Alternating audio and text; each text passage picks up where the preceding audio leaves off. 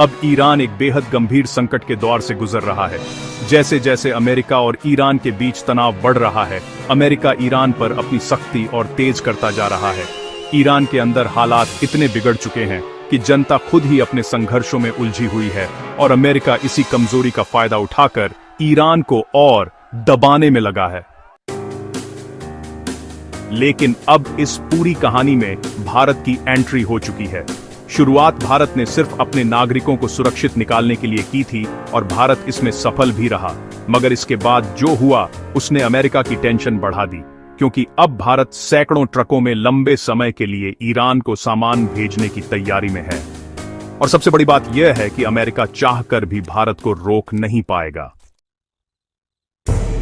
अब सवाल उठता है कि भारत आखिर ईरान को इतना बड़ा सप्लाई क्यों भेज रहा है, अमेरिका क्यों बेबस दिख रहा है और ट्रकों में ऐसा क्या होगा जो इस खबर को इतना अहम बना देता है। इन्हीं सवालों के जवाब के साथ समझते हैं ईरान की मौजूदा स्थिति।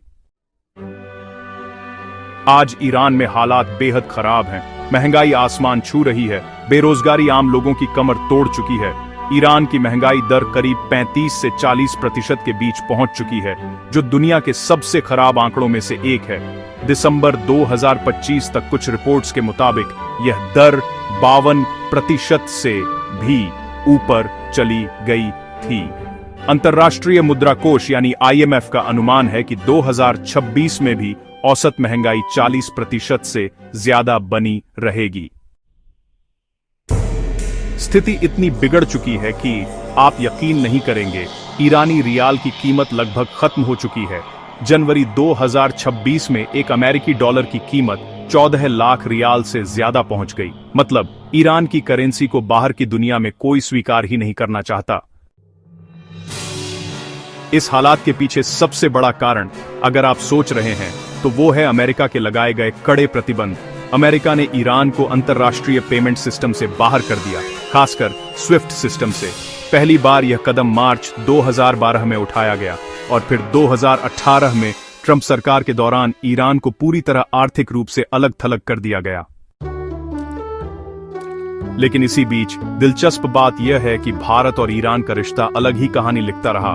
भारत लंबे समय तक ईरान से तेल खरीदता रहा और जब डॉलर में भुगतान असंभव हो गया, तब भारत ने रुपया पेमेंट मैकेनिज्म अपनाया। यूसीओ बैंक कोलकाता में खोले गए वॉस्ट्रो अकाउंट के जरिए भारत ने रुपयों में भुगतान किया और ईरान ने उन्हीं पैसों से भारत से बासमती चावल, चाय, दवाइयां और जरूरी सामान खरीदा। आज जब अमेरिका ईरान से व्यापार करने वाले देशों पर 25% अतिरिक्त टैरिफ की धमकी दे रहा है, तब भारत चुपचाप अपनी रणनीति तैयार कर चुका है। भारत साफ कह चुका है कि वह व्यापार अपने राष्ट्रीय हित के आधार पर करेगा, किसी सुपर पावर के दबाव में नहीं। भारत पहले अपने नागरिकों को सुरक्षित निकाल रहा है और उसके बाद सैकड़ों ट्रक ईरान पहुंचेंगे। इन ट्रकों में कोई हथियार नहीं, बल्कि खाना, दवाइयां और जरूरी सामान होगा। यही भारत की सबसे बड़ी ढाल है, ह्यूमैनिटेरियन ट्रेड। अंतर्राष्ट्रीय कानून के तहत मानवीय जरूरतों से जुड़े व्यापार पर रोक नहीं लगाई जा सकती। अगर अमेरिका इस पर भी कार्रवाई करता है, तो भारत इसे संयुक्त राष्ट्र के मंच तक ले जाने से पीछे नहीं हटेगा। यही वजह है कि अमेरिका चाहकर भी भारत को रोक नहीं पाएगा। अब सवाल आपसे है, क्या भारत को इस वक्त ईरान के साथ मानवीय व्यापार और तेज करना चाहिए या दबाव में आकर पीछे हट जाना चाहिए? बाकी आप लोग इस पर क्या सोचते हैं?